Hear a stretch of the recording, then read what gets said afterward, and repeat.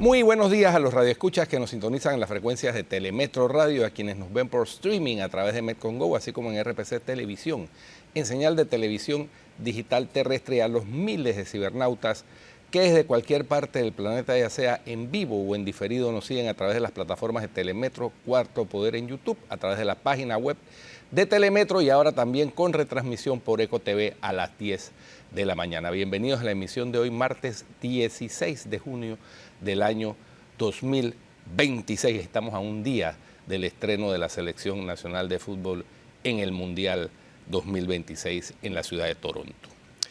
En el campo internacional, lo más destacado tiene que ver con que el presidente del Parlamento iraní y negociador jefe en las conversaciones de paz con Estados Unidos, Mohammad Bakr Kalibaf, participará en la firma del acuerdo preliminar con Washington el viernes en Suiza, informó este martes el vicecanciller de la República Islámica.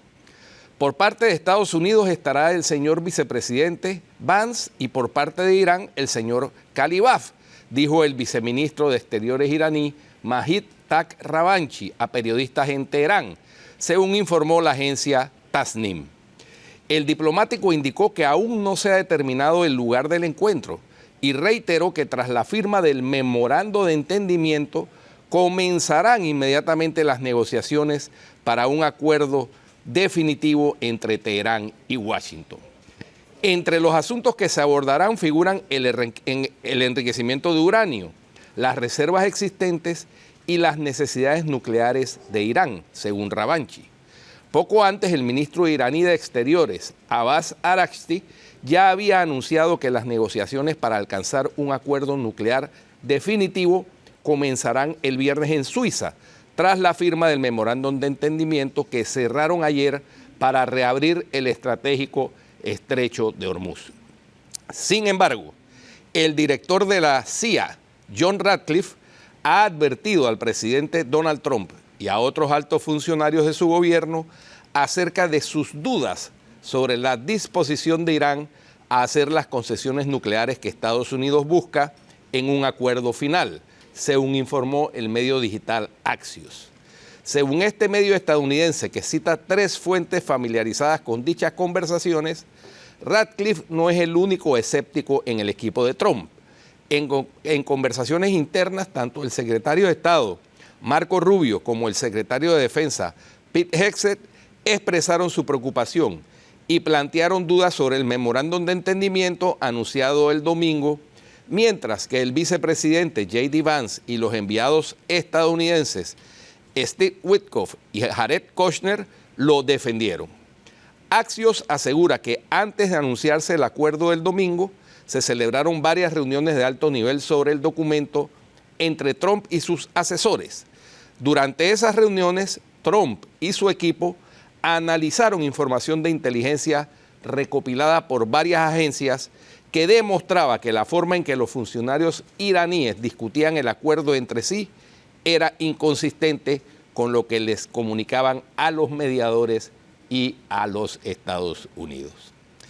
Por otra parte, el vicepresidente de Estados Unidos, J.D. Vance, reconoció que el acuerdo preliminar alcanzado con Irán carece de muchos detalles y lo describió como un documento muy general de aproximadamente 1,5 páginas de extensión.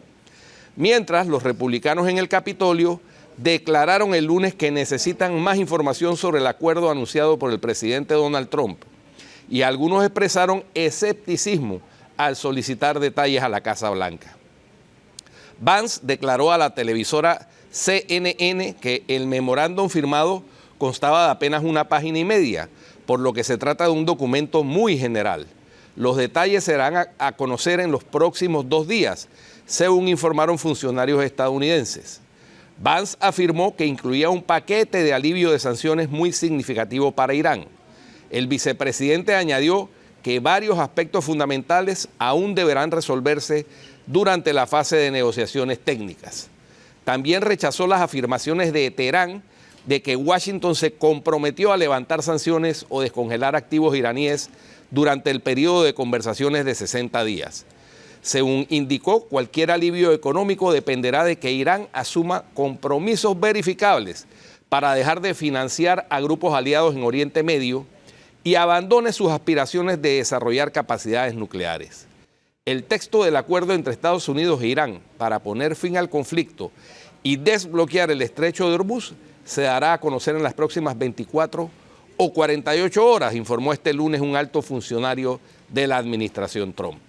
Según la misma fuente, las negociaciones técnicas para implementar el memorándum de entendimiento comenzarán a finales de esta semana, mientras que la firma oficial está prevista para el viernes en Suiza. Esos detalles se harán públicos en las próximas 24 a 48 horas. Después entraremos en las discusiones técnicas reales más adelante esta semana, añadió la fuente. El proceso negociador por parte de Estados Unidos estará encabezado por el vicepresidente J.D. Vance. Sin embargo, los senadores republicanos y demócratas que regresaron a Washington ayer lunes afirmaron que aún quedan muchas preguntas sin respuestas sobre el acuerdo y que necesitan informes exhaustivos antes de su finalización. Simplemente no sé lo suficiente al respecto, declaró a los periodistas en el Capitolio el líder de la mayoría del Senado, John Thune, republicano por Dakota del Sur. Incluso quienes siguen de cerca estos temas aquí no saben mucho al respecto. Los líderes del Congreso y los comités de inteligencia generalmente reciben informes de inteligencia de alto nivel antes que los miembros de base y se les notifica sobre los acontecimientos importantes antes de que se anuncien. Pero Thune afirmó no haber sido informado personalmente sobre el acuerdo. Creo que según mi entender, y repito, sin haber visto nada, los principales problemas serán el cumplimiento y cómo se va a garantizar, afirmó Trump. Las preocupaciones de Thune fueron compartidas por varios senadores republicanos. Si es un acuerdo secreto, ¿cómo puedo tomarlo en serio?, preguntó el senador republicano Thom Tillis de Carolina del Norte.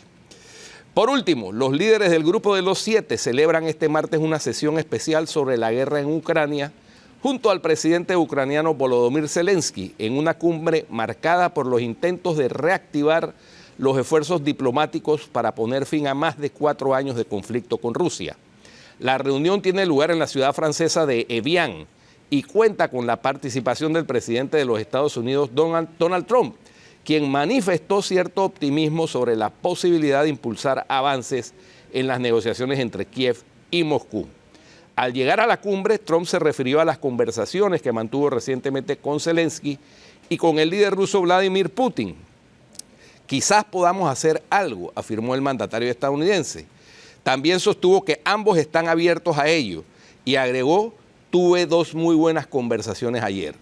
Las declaraciones se produjeron en un contexto de renovada actividad diplomática y después de una nueva y fuerte ola de ataques rusos contra territorio ucraniano. Según informó Zelensky, los bombardeos dejaron al menos 11 muertos y provocaron un incendio en una histórica catedral de Kiev. Ante esa situación, el presidente ucraniano reclamó una respuesta más firme de las principales economías occidentales. Eso es lo más destacado en el plano internacional, Atenógenes. Guido, sobre el tema del precio del petróleo, bueno, está registrando en este momento sus menores precios en los últimos 3 meses. El Brent está ligeramente por arriba de los $80 y el West Texas por debajo de los $80, está en $77 el barril aproximadamente. Correcto. Es el menor precio que se ha pagado en los últimos 3 meses, una buena señal frente a los acuerdos en Irán. Esto es importante y positivo. Pero por otro lado, hablando de Irán específicamente, me preocupa que Irán ya anunció que ahora, bueno, y después de los acuerdos y todo aquello, vamos a ver ya la parte formal, va a cobrar algo que Irán llama un cargo por servicio. Así es. En el estrecho. No le quieren llamar peaje, pero creo que va a ser un peaje. Sí. Me parece que va a ser un peaje. Ese es un punto de discrepancia de los que ahora dicen que lo que se firmó fue un acuerdo, un memorándum de entendimiento, y que se van a sentar a negociar a partir del viernes los puntos y los detalles técnicos. Ese es uno de los puntos que tienen que sentarse a negociar. Muy importante. Porque es que cobrarte tarifas, el nombre que le quieras poner, peajes, servicios, etcétera, en una vía internacional acuática internacional, no es un canal construido como el canal de Panamá o el canal de Suez. Eso es absolutamente ilegal desde el punto de vista del derecho marítimo internacional. Entonces, ese es un punto de discrepancia importante.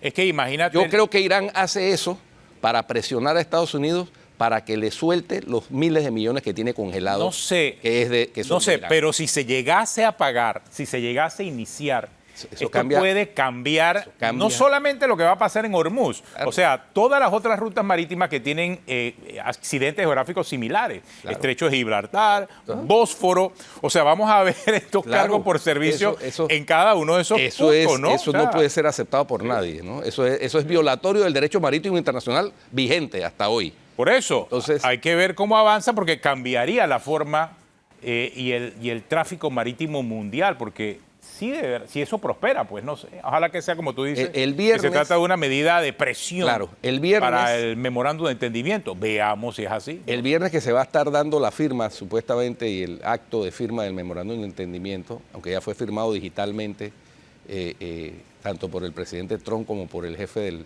del Parlamento iraní.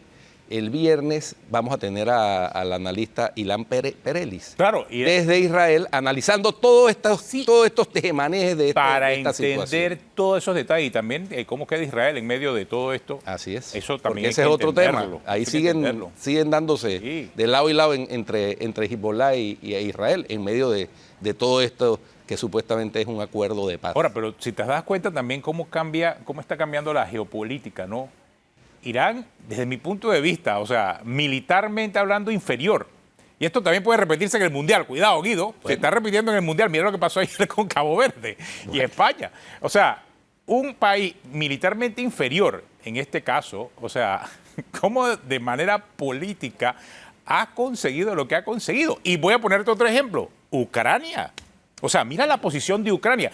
¿Qué pasó hace más de un año y medio? O sea, ¿qué le decía el presidente de Estados Unidos, Donald Trump, al presidente ucraniano? Que no tenía las cartas. ¿Ahora quién las tiene? Así es. ¿Ahora quién las tiene? Oye, Ucrania tiene las cartas, esa es la realidad. Se ha convertido de manera ultra resiliente en un productor de drones. Increíble, ¿no? Increíblemente. Increíble. O sea, los tiempos cambian, ya no hay enemigo chiquito. No hay enemigo chiquito. En el fútbol tampoco. Y en el fútbol tampoco. Pregúntenle a España. Pregúntenle a Favoritazo. Sí, favorito para el Mundial. Y empató 0-0 con Cabo Verde. La cantidad de pollas que murieron ayer viendo al equipo español. Cabo Verde es una isla, una de las islas al norte de África con 500.000 de habitantes apenas. ¿Quién iba a pensar eso? Dice que estaban celebrando en Cabo Verde acá también Así es. en la Ahora, ciudad de Panamá. tremenda, la revelación fue el portero de Cabo Verde. Impresionante. Uno de los porteros, o sea, no solamente un portero, sino uno de los jugadores con más edad en este campeonato, tiene creo que 40 años, pero con unos reflejos, déjame decirte que a otro nivel se hizo el protagonista de la historia, y yo creo que si hay que nombrarlo el jugador más valioso, por lo menos de lo que va del Mundial. Por lo menos de la primera fecha hasta ahora. En la primera fecha, por lo menos hasta ahora.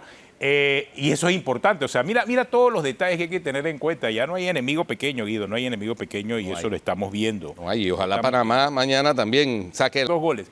Pero ¿qué va a hacer? Blanqueo.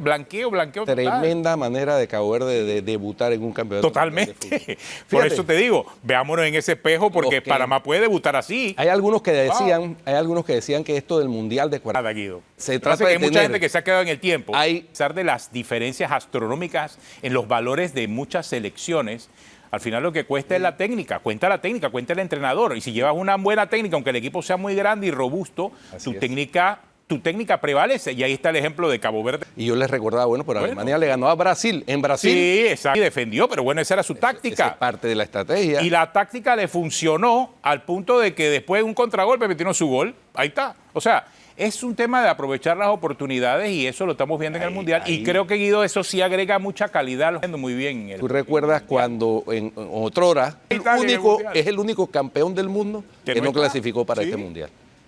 Con tanta oportunidad, porque hasta repechaje y hasta repechaje. Y ahí es donde yo siento que sí está bien balanceado porque estamos viendo y tenemos la oportunidad de ver otras selecciones que antes no podían llegar al Mundial por diferentes razones.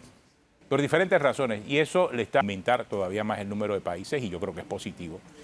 y se está viendo que el juego sí se está volviendo mundial, es universal definitivamente. Y acá en Panamá, hablando de otro idioma, vamos a hablar del idioma político. Esta mañana el diputado Luis Eduardo Camacho ahí nos confirmó que la diputada Shirley Castañeda ha sido electa en la bancada de RM para ser la candidata a presidenta de la Asamblea. Vamos a escuchar lo que me dijo Camacho esta mañana más temprano. Oiga, señor Camacho, ¿qué va a pasar en la Asamblea? ¿Quién va a ser el nuevo presidente de la Junta Directiva? En la Asamblea va a haber una elección el día 1. Se instalará una nueva directiva. Yo creo que esta elección probablemente existan 2 o 3 candidatos. Uno de ellos va a ser de nuestro partido, va a ser voy a decirlo ya con toda claridad, va a ser la diputada Shirley Castañeda, va a ser la candidata de realizando. Confirmado entonces que RM va con candidato propio, la diputada Shirley Castañeda. Pero como dijimos anteriormente, había varios candidatos. Mira, en la Asamblea, cuando hay elecciones de ese tipo, hay 71 candidatos. Todo el mundo quiere ser presidente de la Asamblea, es natural. Ahora, no todo el mundo puede ser presidente de la Asamblea, porque no hay 71 presidencias. Entonces, en este caso, el partido hizo una especie de primarias a lo interno. Hubo varios candidatos, llegaron a haber 8 candidatos en el partido.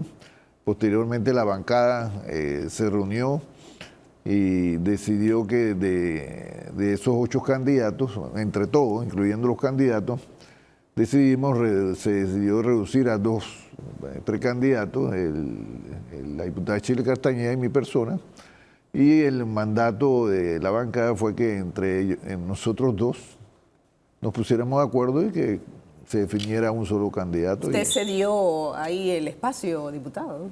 Y Shirley Castañeda fue nuestra candidata en la elección pasada. Era una deuda que se tenía con la diputada. Yo la apoyé. Sí, ella, digamos, una forma de reafirmar nuestra posición de que ella era la mejor candidata en ese momento y por qué no serlo ahora. Eso no quiere decir que nosotros estemos en contra de Jorge Herrera, porque esto no se trata de personas. Esto se trata de simplemente realizarnos metas en un partido de gobierno.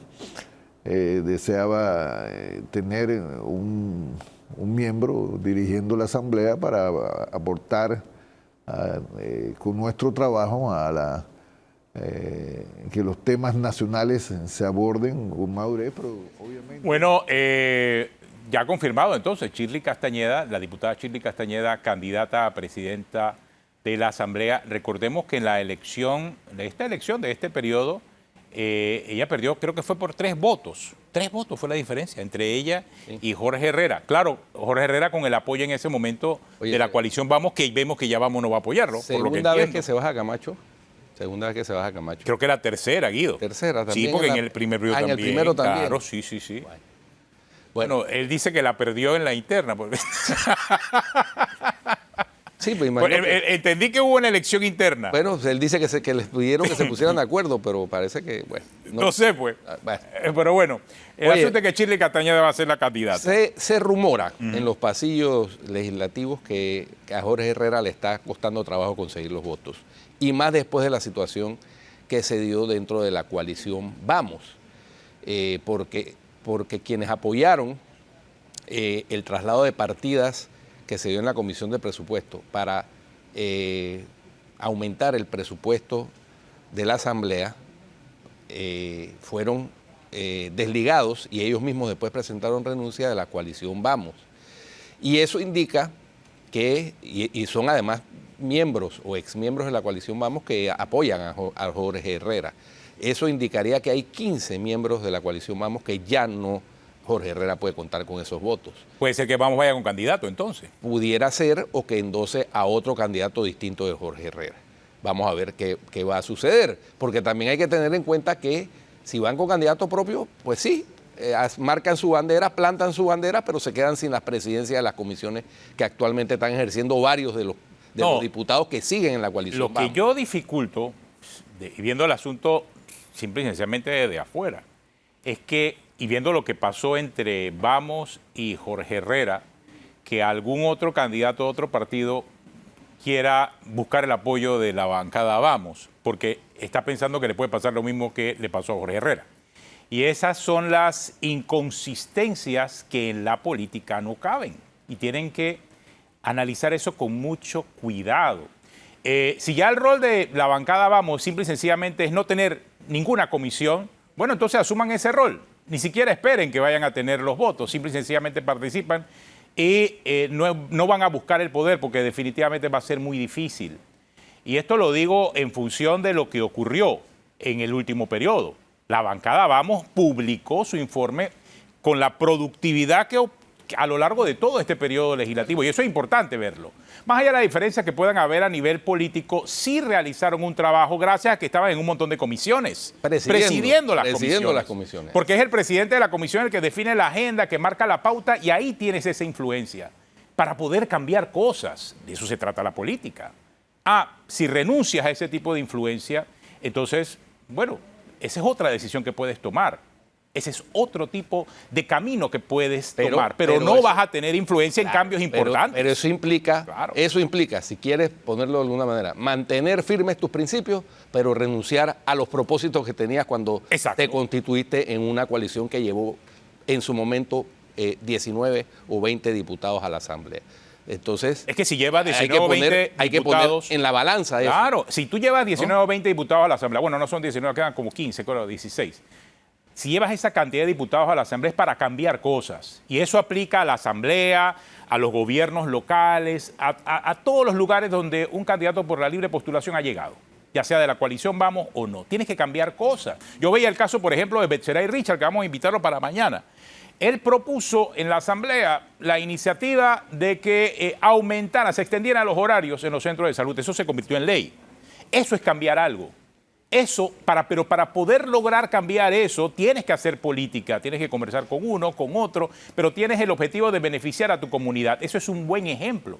Y así hay muchos otros que se cumplieron. Aquí vimos a la diputada Paulette Thomas. Los proyectos y las iniciativas que ella llevó a la Asamblea prosperaron. Hizo política, lograron cambios. Pero si presentas una iniciativa y nadie vota por ella, presentas una iniciativa y eso muere porque no hay forma de que avance, porque no tienes la posibilidad en una comisión de conseguir eso, entonces, ¿para qué estás en la política? De eso no se trata. Se trata es de lograr hacer cambios. Entonces, la verdad, sí es preocupante esa posición, porque, y hoy lo veía con Félix Chávez también en la mañana en el noticiero, con los números hoy en día, la diputada Shirley Castañeda sería la presidenta de la Asamblea. Y yo no sé si la coalición Vamos va a apoyar a la diputada Shirley Castañeda, porque no la apoyó en este periodo. Así que no lo veo apoyando a la diputada Shirley Castañeda para este periodo, lo que haría que la coalición Vamos estaría muy lejos del control de cualquier comisión en la Asamblea. Viendo la realidad, viendo también lo que ocurrió en esta Asamblea, Guido, que en esta Asamblea no hubo nada de consenso. Aquí todo se hizo por votación y por votación llegaron y esa votación se consiguió gracias aquí a los acuerdos entre Vamos y algunos miembros de partidos políticos, porque no tienen la mayoría en la Asamblea. Entonces, gracias a esos acuerdos pudieron conseguir muchas presidencias de comisiones, porque fue por el voto directo de los diputados, por primera vez en la historia, que se consigue la presidencia de las comisiones. ¿Pero qué? Es una situación que ahora yo no le veo de cara a lo que viene el 1 de julio, un futuro real a la coalición Vamos, y van a quedar muy lejos de la posibilidad de influenciar en cambios positivos y meter las iniciativas de ley que ellos llevan y que están convencidos de que puedan hacer cambios importantes. Así que, bueno, no sé, ellos definirán acerca de cuál sería su camino, si aparece un candidato de consenso, no sé si aparecerá un candidato de consenso que esté dispuesto a apoyar las iniciativas de la coalición Vamos. No sé realmente cuál será el futuro de ellos en la Asamblea, dadas las circunstancias actuales. O a lo mejor lo están viendo desde un punto de vista político también, puede ser. Ya han pasado 2 periodos, yo comienzo a hacer campaña y adelanto mi elección para el 2029 con la esperanza de jalar votos y poder hacer cambios en el futuro. No sé cuál sería la intención de la coalición Vamos. Todo eso tienen que sopesarlo a la hora de preparar sus acciones de cara a la elección del 1 de julio. Sí. Pero por ahora todo parece indicar que Shirley Castañeda tiene la pista despejada, sí, por para lo visto, llegar a la presidencia de la Asamblea. Y veremos qué pasa. Bueno, tenemos una pausa, Guido, regresamos en unos minutos, hablaremos también de las elecciones en la Universidad de Panamá para escoger al rector en breve, aquí en Cuarto Poder.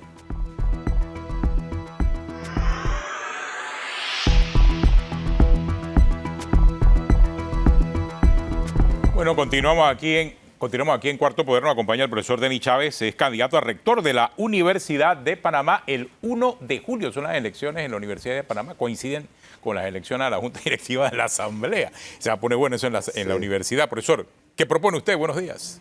Sí, la idea de participar de candidato a rector de la Universidad de Panamá es para contribuir con algunas propuestas y también ideas para que la universidad entre en una época de cambios necesarios, teniendo como horizonte el centenario de la universidad. La universidad acaba de cumplir 91 años de existencia cuando el presidente Harmodio Arias Madrid la creó. Y solo estamos a 9 años del centenario. El centenario en las universidades más antiguas que la nuestra son momentos especiales, momentos memorables, donde la universidad tiene un punto de llegada, pero también se establecen nuevas metas como una especie de reinauguración. Por eso es que la elección de la universidad el 1 de julio toma a la universidad en un momento especial donde debiéramos estar debatiendo sobre los nuevos desafíos que tiene la universidad, los nuevos modelos administrativos y modelos académicos que deben ser propios del siglo XXI. La universidad tiene que terminar de incorporarse plenamente al siglo XXI, con estructuras diferentes al siglo XX. Y eso es lo que nos motiva a participar en esta elección. Yo creo que, profesor, hay cambios importantes que hacer en la Universidad de Panamá. Desde su punto de vista, ¿cuáles son esos cambios? Sí, hay que hacer cambios, empezando con la misión de la universidad. La misión de las universidades hay que estarla revisando y actualizando permanentemente. En este caso, ¿cuál es el tipo de formación que los profesionales que se gradúan deben tener? ¿Cuál es la formación integral que debe tener el egresado hoy, que no es la misma de hace 10 años, de hace 20 años? Revisado y actualizada la misión, entonces debería procederse a innovar la docencia, a innovar la investigación, la extensión y la propia administración de la universidad. La universidad tiene que tener un nuevo modelo de gestión administrativa, mucho más flexible, más rápida, más fluida y más simplificada. Hay que incorporar lo digital en todas las funciones de la universidad, en la docencia, en la investigación y en la propia administración de la universidad. Pero además de eso, la universidad tiene que estar conectada con los problemas nacionales. No es posible que la universidad tenga más de 4.000 profesores, una inteligencia concentrada y que no está siendo bien aprovechada. Incluso, les aclaro, el estudio de los problemas nacionales por la universidad no es si un rector quiere o no, sino que el estudio de los problemas nacionales está en la Constitución política. En el artículo 103 dice que la universidad debe incluir en sus actividades el estudio de los problemas nacionales. La universidad también tiene que tener una política de vínculo con los egresados. En otras universidades los egresados son parte de la comunidad universitaria. No hay una política institucional clara, oficial, de vínculo permanente de los egresados con la universidad. Los egresados de la Universidad de Panamá terminan siendo expulsados por la propia Universidad de Panamá. Es verdad. Fíjese que los egresados en otras universidades son fuente económica para la universidad. Exactamente. Apoyan proyectos institucionales y además, cada vez que se va a revisar y actualizar los planes de estudio, a los primeros que se le pregunta es a los egresados. De manera que ahí hay un reto, un desafío. Pero la universidad también tiene que tener un sistema de gestión internacional. Hoy día una universidad, su calidad se mide en la medida en que esa universidad tiene como eje transversal la internacionalización. porque hoy usted se gradúa como profesional y como ciudadano, no solamente con una conciencia nacional y un ámbito nacional, sino también un ámbito internacional. Y yo diría, aprovecho este medio para plantear que uno de los retos que tiene la próxima administración de la universidad es revisar y actualizar el Reglamento General de Elecciones. Nos parece que en las próximas elecciones debe ser obligatorio debate entre los candidatos a rectores. Hoy en día no lo es. Hoy día no lo es y no va a haber debate porque no es obligatorio. Fíjese la contradicción. A nosotros en la Universidad de Panamá nos toca por ley organizar el primer debate presidencial televisivo. Lo recuerdo, profesor, Sí, que estaba ahí. en el 2019 sí, me claro, tocó a mí claro. organizar ese debate y ahora que hay elecciones no es hay debate hacia obligatorio, no es debate. Claro. Entonces, Más allá del tema del debate, que me parece correcto el enfoque, que es una contradicción, ¿no? Terrible que no haya debate entre los candidatos a rector de una universidad pública, cuando eso debería ser lo primero. así es. Aparte de eso, ¿qué otros cambios hay que hacer en ese reglamento de elecciones? Porque aquí tuvimos al profesor Achón, que también es uno de los candidatos, planteando su arrepentimiento de haber sido el generador del famoso voto ponderado, ¿no? Porque ese voto ponderado se ha convertido en fuente de clientelismo electoral dentro de las universidades, curiosamente. Un vicio de la política partidista externa se ha trasladado a las universidades. Y eso implica también el cambio en el modelo de gestión. Si se cambia el reglamento de elecciones, obliga de alguna manera a que se cambie el modelo de gestión. Sí, no, el Reglamento General de Elecciones debe someterse a una revisión integral. No solamente el tema de la ponderación, sino que debe haber un principio de igualdad en las elecciones. Por ejemplo, si yo soy autoridad en la universidad y me postulo de candidato, puedo mantenerme en mi puesto hasta 30 días antes de la elección. Es decir, la postulación es en marzo, yo me puedo postular, ser candidato y al mismo tiempo autoridad. Entonces, ahí no hay igualdad de condiciones. Lo otro es que también el Reglamento General de Elecciones debería regularse la propaganda, la campaña. No es posible que la universidad esté saturada de propaganda fija, de banderines, de banner, cuando lo que debería haber es un permanente debate. No es que no se vaya a poner propaganda, pero eso debería estar regulado, que no afecte las áreas verdes, que no afecte que no produzca contaminación visual. Pensamos que esos son temas que hay que regular. Y lo otro que usted dice, el clientelismo, tenemos que aceptar que en la universidad se ha introducido prácticas políticas de las elecciones fuera de la universidad. Prácticas políticas como el clientelismo, que si bien son criticables en la política criolla, mucho más en una universidad de carácter académico. La próxima administración tiene que dedicarse a revisar todos estos temas, de manera que la elección en la universidad sea con fundamento académico. Fíjense que el primer rector de la universidad, Octavio Méndez Pereira, hace más de 80 años, nos decía, la política universitaria debe ser diferente a la política tradicional. Aquella puede basarse en discursos superficiales, muchas veces demagógicos, pero en la universidad tiene que tener fundamento académico, tiene que basarse en ideas, en propuestas, y ese es uno de los desafíos que tenemos para el 1 de julio.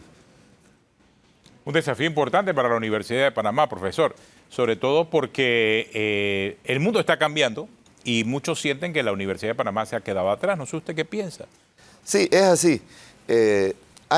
Hay estructuras administrativas y normas académicas que vienen del siglo XX, es decir, del siglo pasado. Es necesario renovar, modernizar esas normas institucionales, administrativas y académicas, porque si bien en el siglo XX esas estructuras funcionaban, en el siglo XXI estamos ante una nueva realidad y estamos ante una época de cambios. Si la universidad no tiene estructuras que permitan la adecuación rápida en la medida de la velocidad de los cambios, la universidad puede irse quedando atrás de esos cambios. Y es necesario que la universidad tenga un diseño, un modelo que esté a tono con la época de cambio. Y podíamos inspirarnos, podíamos tener como inspiración el centenario de la universidad. La universidad está a 9 años de ese centenario. Esta elección, precisamente la elección que viene, no solo está en juego la elección de una autoridad más, está en juego la necesidad que la universidad entre en una época de cambios. Y una época de cambios que debe tener como inspiración los 100 años de la universidad en el 2035. Muy bien, profesor. El profesor Denis Chávez, candidato a rector de la Universidad de Panamá para las elecciones del 1 de julio. Gracias por acompañarnos esta mañana. Una pausa, regresamos en breve aquí en Cuarto Poder.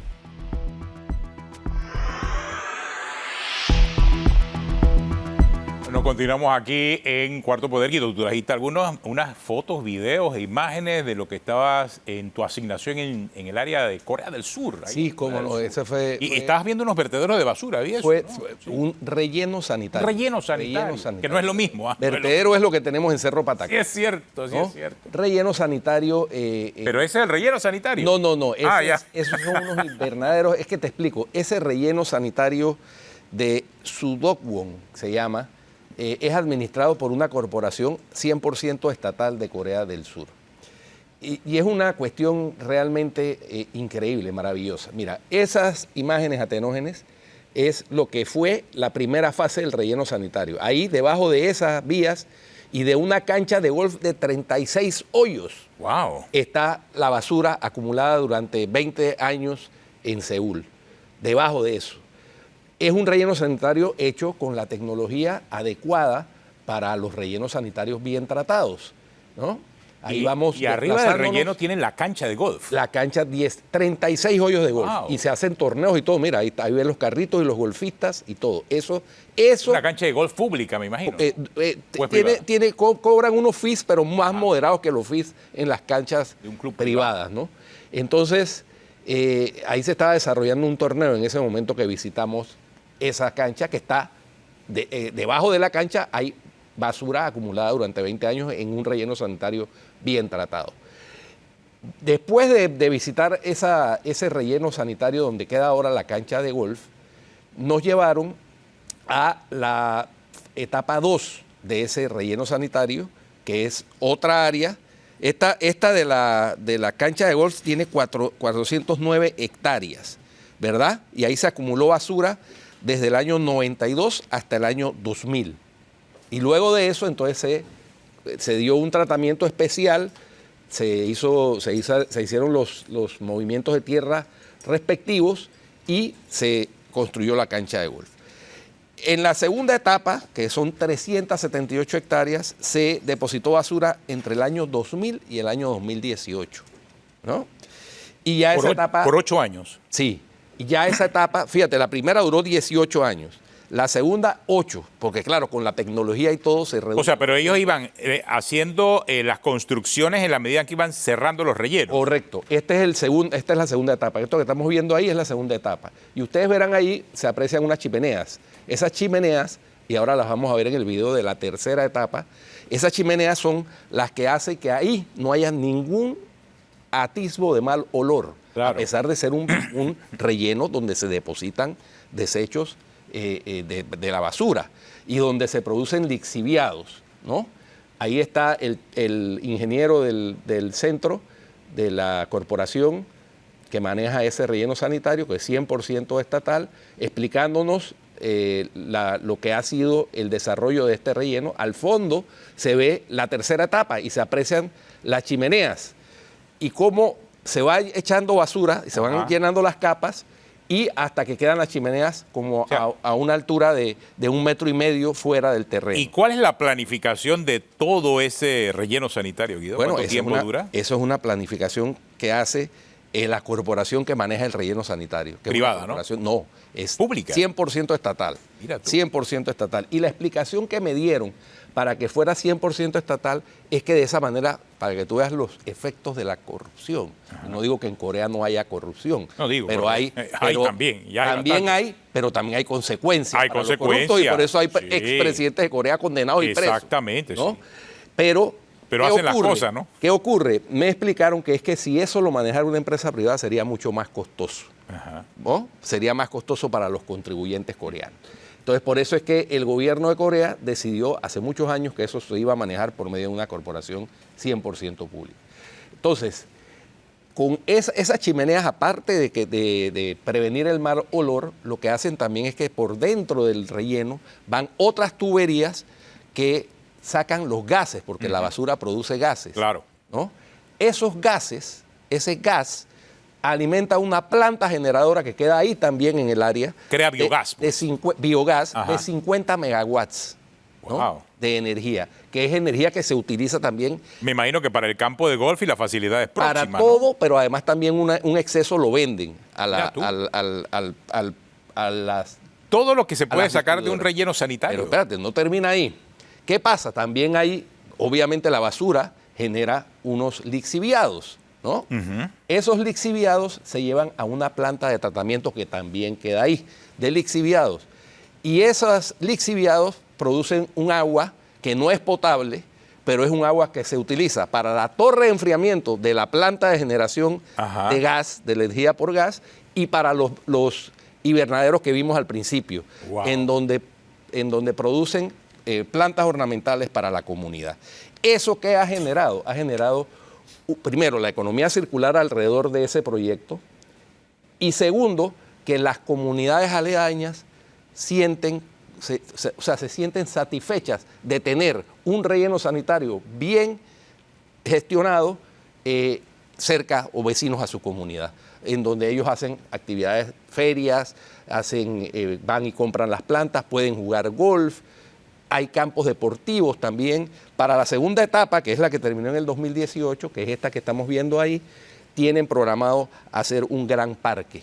¿no? Imagínate. Ya no cancha de golf, porque ya el golf está solucionado con la primera etapa. Con la cancha de Y son 36 vecinos. Y eso tienen, mira, la tercera etapa son 103 hectáreas, extendibles a 110 hectáreas adicionales, y una cuarta etapa de 389 hectáreas. Esto se llama pensar a largo plazo. Eso es algo que tiene mucho la cultura asiática y que a nosotros nos hace falta. Pero déjame decirte, Guido, si hubiese voluntad en Panamá, podemos hacer algo así. Bueno, O sea, ¿cuántos años tiene el relleno sanitario de Cerro Patacón? 40 años. Bueno, 40 años. ellos comenzaron ¿Qué hemos hecho del ellos relleno? comenzaron Nada. esto después, en el año 92. Imagínate, ¿qué hemos hecho nosotros del relleno sanitario? Nada.